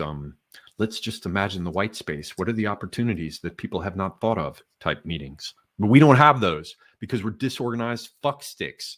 Because we don't use, like, for example, project. What the hell do you call it? Cooperation software, project management software, collaborative software. We're jerking off on Twitter all the time instead of putting together tools that will allow us to sit around a whiteboard and brainstorm with each other in groups in order to put things together. We're essentially, for the most part, we're not pulling on the same harness, or when we do, it is rare. Another John D. homage. God, it's just such a good sound to listen to. You hear it? You hear it? Listen. Oh, you hear that burning of the flame? Oh, yeah. Okay, what's next? Mongolian Doggerland says, Semigog, are you familiar with the various runic calendars? Runestav, Primstav. No, I mean I'm familiar with like Elder Futhark, Younger Futhark, or the Old English rune poem, that kind of thing. But I have never seen those set to calendars. I can't remember what the numbers are. Isn't it like 16 and 24, I want to say, or I'll fuck it up. I'm aware that one is shorter and one is longer, and that there are variants. For example, like you're talking about the Old English rune poem, they have some variations of it, and they have to accommodate sounds that the original, like shorter Futhark didn't.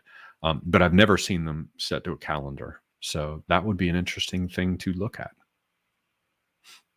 Joshua Paletti says, Semigog, what is your religion or your religious heritage? My religious heritage is Catholic. My own personal religion inclines to heterodox mysticism. So I am equally as interested in Mazdaean Iranian theophany as expressed by Suhravardi as I am in Swedenborg, or, for example, Hugh of St. Victor or St. Teresa of Avila. In some sense, you could say I'm sort of like a perennialist, except that I only ever heard about Avila like 3 or 4 years ago. And I'm not into monocles. Sticky Mouse says, Semigog, have you finished your Branston pickle? And can you admit that Britain has at least one tasty foodstuff? Man, Britain has some stinky cheese. Stilton is fucking good. And there are a bunch of British cheeses that I am not familiar with that are quite good. Whatever it is, the HP sauce is okay.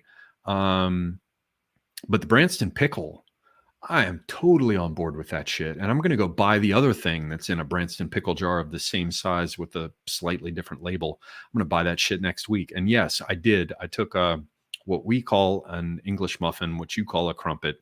I just took one of these basic for Americans. I took a Thomas's English muffin, split it down the middle, toasted it, put some jalapeno, like pepper jack cheese or whatever, and then ham, and then put Branston pickle on it. Man, that shit was good.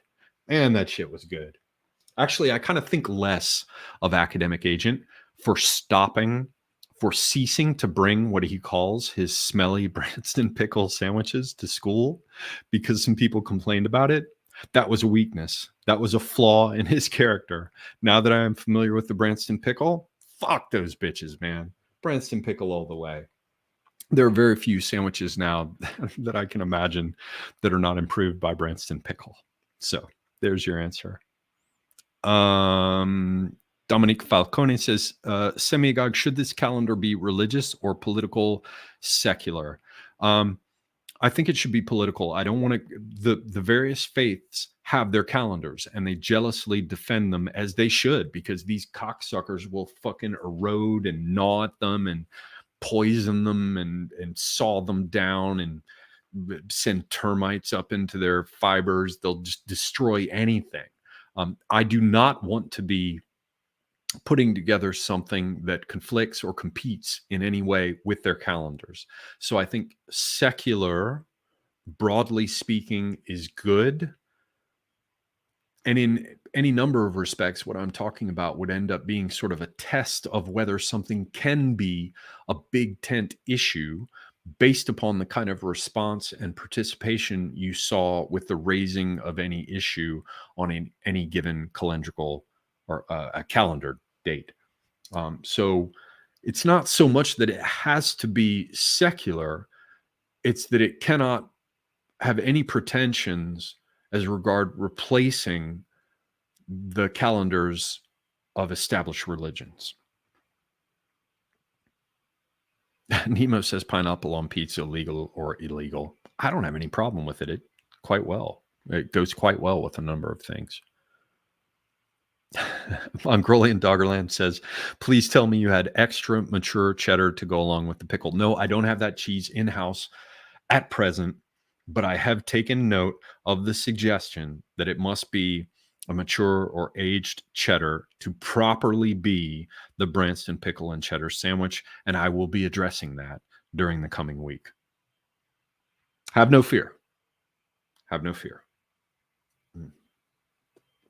Something delicious about cigarettes and alcohol and talking shit. Why don't I have a pub next to my house? I'm in a wasteland.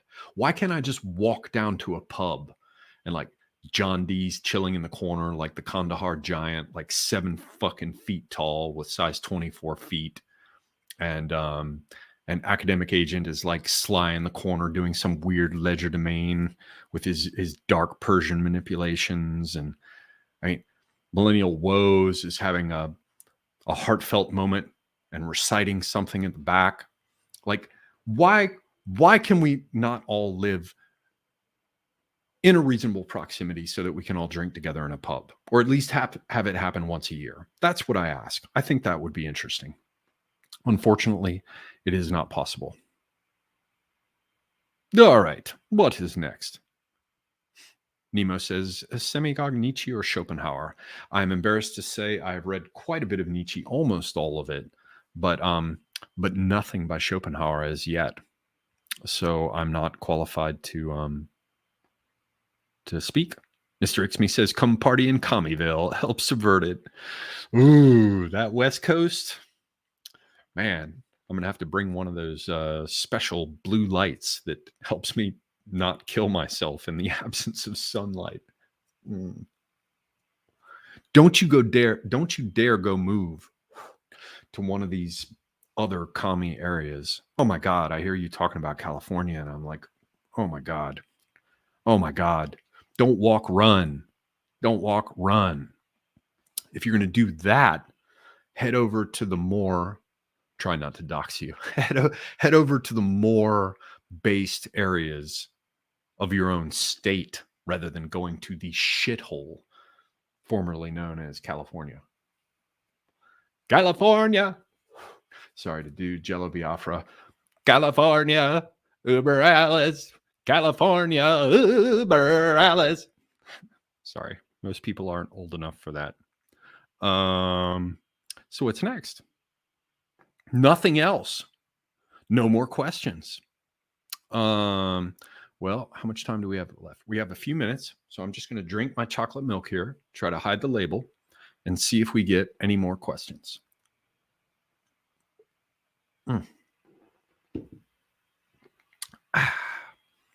Man, see, Mr. Ixme is talking about California. No, man. No, it's just such a hellhole. I mean, I know rural California is not commie, but man, the fucking vile fist that is clenched around the throat of what actually is a beautiful country out that way. It's horrifying.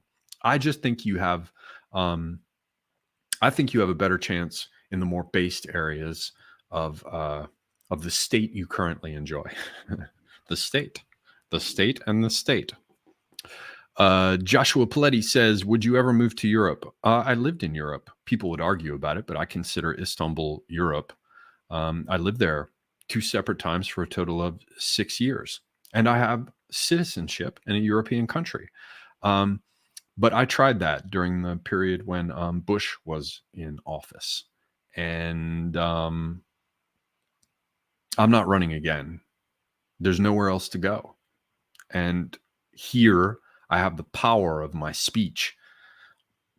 Only if you have lived abroad and been deprived of your ability to not only read, but communicate, do you understand that bit from, sorry, I got some sort of fucking black street gang on motorcycles going by in the background. I don't know if you can hear that.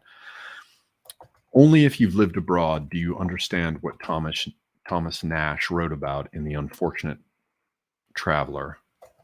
I'm going to find the quote for you. There it is. Bear this in mind. A traveler must have the back of an ass to bear all, a tongue like the tail of a dog to flatter all, the mouth of a hog to eat what is set before him, the ear of a merchant to hear all and say nothing.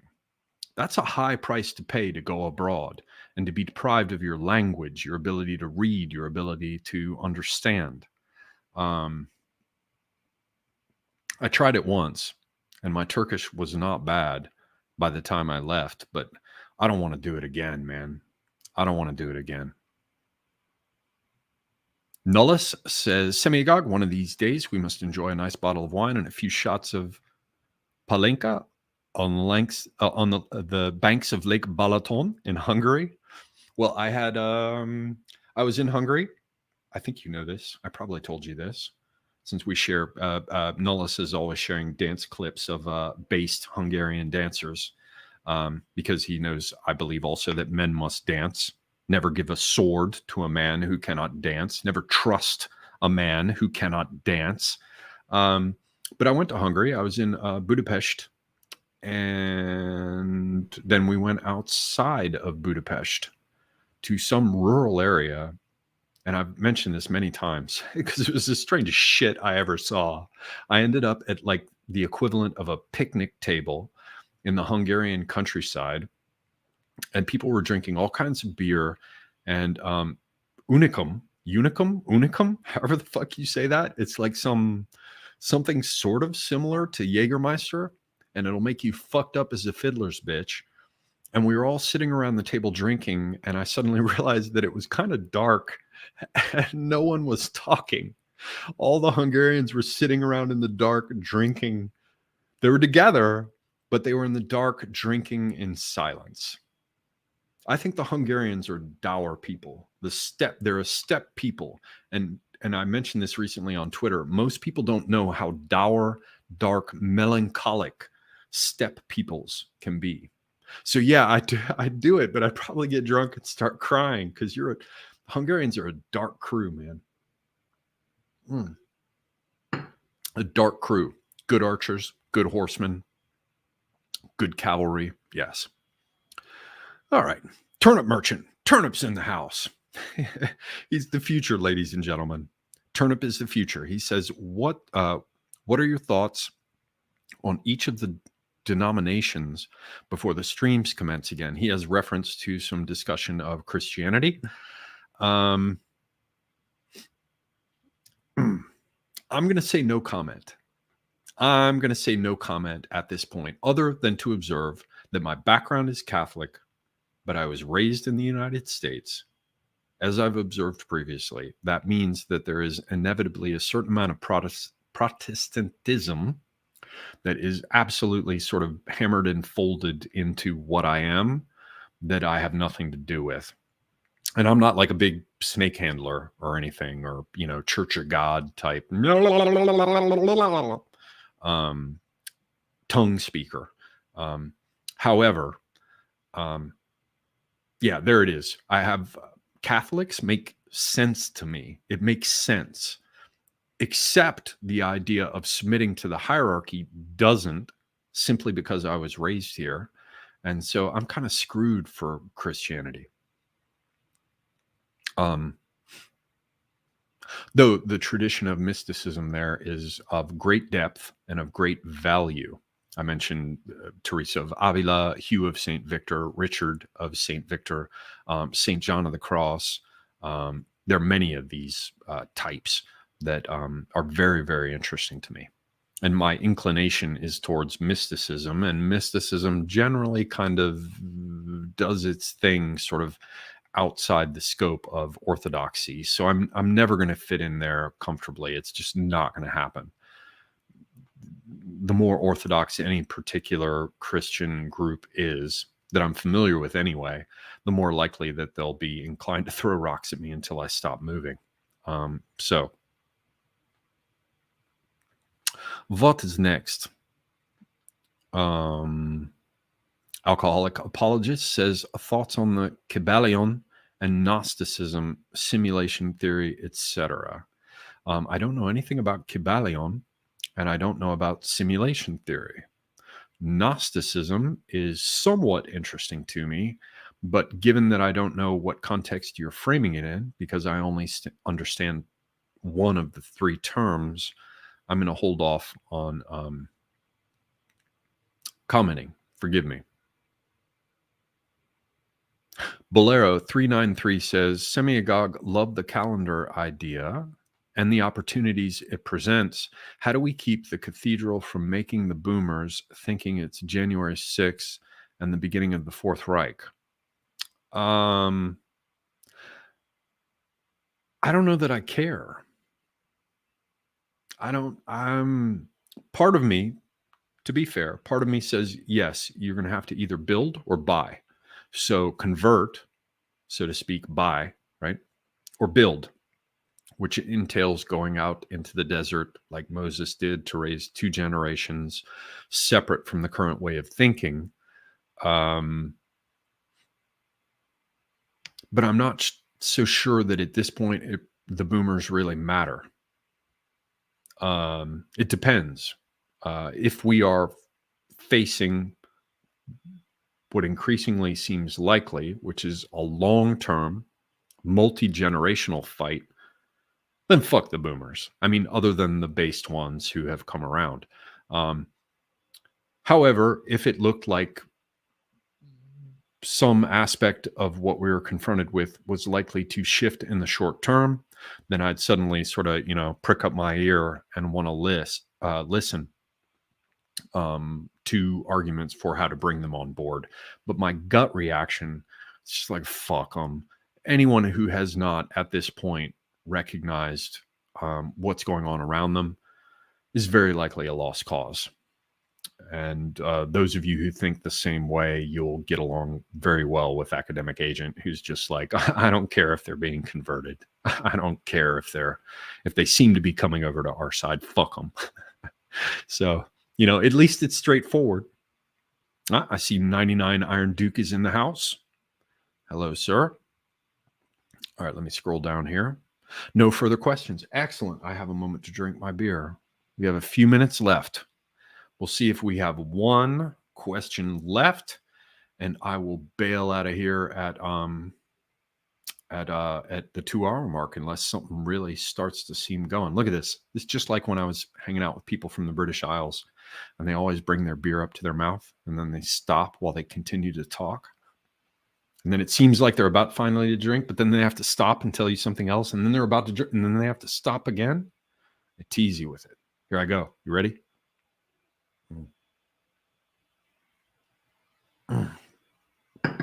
Glad you could all be here with me for that. Proteus says, Semigog, since you're moving, I imagine you've done some research about nice non-commie infected places to live. Do you have any recommendations? I have. If I were going to go as far afield as possible, I would truly consider Oklahoma and Arkansas. However, I have an obligation to stay within range of my dear and sainted mother. And so I don't want to be further than a half day's drive from where she is if something arises. So I am aiming for East Tennessee all the way over towards the center, as far as what you could call the easternmost parts of central Tennessee. So I don't want to go much past Oneida, like not really at all. So the eastern part of central Tennessee over to properly East Tennessee is where I'm looking at. Georgia's fucked. North Carolina is fucked, sadly, because it's beautiful country.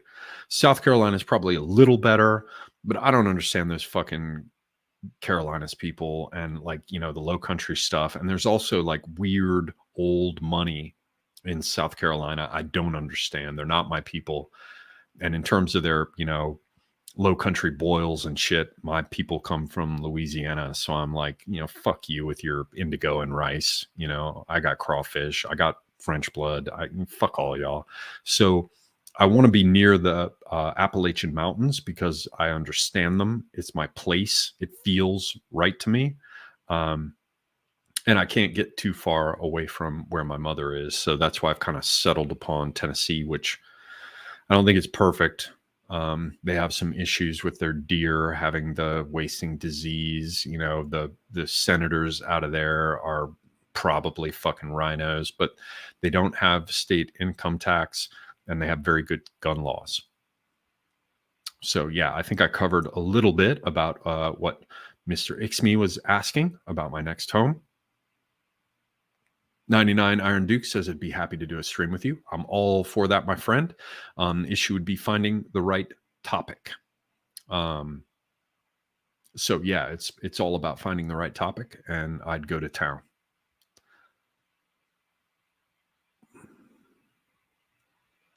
Roshi Strider says, Semiagog, how inaccurate, if at all, is the commonly believed history of World War II in your opinion?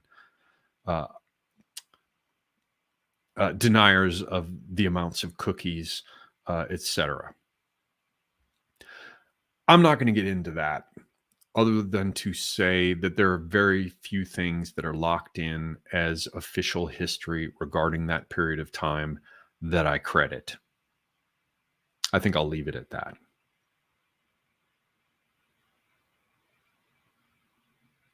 Evela's Sunglasses says, Semigog, do you think the nation state was just too small to hold back globalization? No, to me, it seems as though it hinges upon the distinction between collectivization and cooperation. I think there is some basis, at least in potential, certainly for Europe, for exploring or pursuing the notion that without collectivizing, it is possible to cooperate. And if nation states can find a way to cooperate without putting their neck on the block of collectivization, then there might be a way forward. Semigog, what is your conception of God?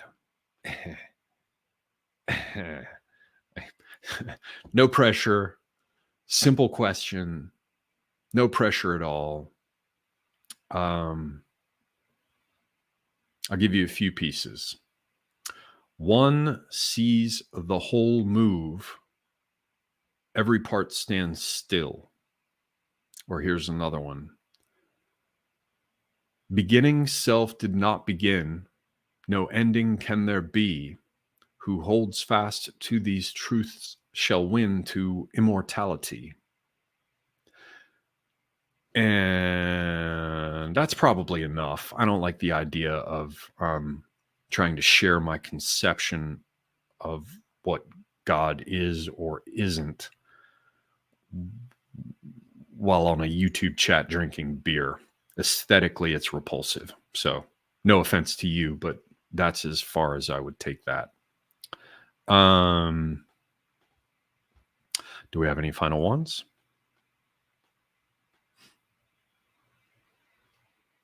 Somebody asks across the room, asks about the topic of relocation. Have I heard about the book Strategic Relocation by Joel Skousen? I do not know about it. I have not heard about it. 99 Iron Duke is talking about possible topics. Iron Duke, for that, hit me up with a DM on Twitter. I think there's somebody on Twitter that I've guessed might be you, but it's not the same name. So if you want, DM me over there or hit me at semiagog@protonmail.com. Okay. It looks like I just cleared 2 hours. So I'm going to look. If there's one good question left, I'll tackle it. But if not, I'm going to go downstairs and chain smoke. And then I might have to make myself another Branston pickle sandwich. I should say a smelly Branston pickle sandwich. All right. Anything else, peoples? Anything? Okay. It looks like we have arrived at the end. Therefore, ladies and gentlemen, thank you all for being here tonight. I hope you will keep in mind this idea of the calendar and how we can do something with it. I've sort of, wound off into, odd directions now with the end of this, with answering questions. But do bear in mind that I think there is enormous potential latent in the idea of doing something with calendars, especially if we can get a few programmers together to put some kind of tool together that everyone can interact with. We can draw some information from and arrive at some conclusions about what topics people are interested in pursuing on a given day, which ones they are not. So that does it for me. Thanks to Mr. Ixme in the house, old friend. Thanks to all the old regulars, Lady of Shalott. We got 99 Iron Duke. I saw Alabaster in here. So yeah, what do I want to cover at the end? Tomorrow with Euro Rabbit, Horus the Avenger, which is to say Tim Murdoch at, let me double check the time. I think it's 5:30 p.m. Come on, where is that? There we go. Let me pull that up over here. 5:30 p.m. Tomorrow on his channel. I think it's going to be over on D Live. Maybe he streams to Odyssey too, but I will post something on Twitter about it. 5:30 p.m. I'll talk to him about Taiwan, China, Russia, and things that are coming up on that front. And then on Sunday, I'm going to be in the house with the Peep, Prudentialist, the Mighty Prude, and we're going to be talking about migration to Belarus and things like that. I think that is at 3 p.m. on his channel. Definitely check that out. Consider subscribing to him. Consider my Peep I mentioned, Apostolic Majesty. Excellent channel for history. Go look it up. It's just called Apostolic Majesty. Great channel. Great channel in terms of keeping up with things that are going on out there in terms of history, forming a more complete historical picture. He's a mentat, academic agent. Described him as a brain in a jar. And then academic agent himself with his mighty co-host, John D. Definitely check out his channel. There's academic agent, and there is also AA Gold. Last thing to throw in there, check out people like Millennial Woes on Odyssey, who have been kicked off of YouTube. Check out Frody Midyard. He's still with Guide to Culture on YouTube, but the best place to find him is over on Odyssey. A lot of people like that who are no longer on YouTube figure out how to provide them with support and go do it, because they're basically being kicked to the curb constantly. And if you come out for them, helps them, helps all of us. So there it is, ladies and gents. Very happy you could join us tonight. Until next time, that's all. I am Semiagog, and I am out.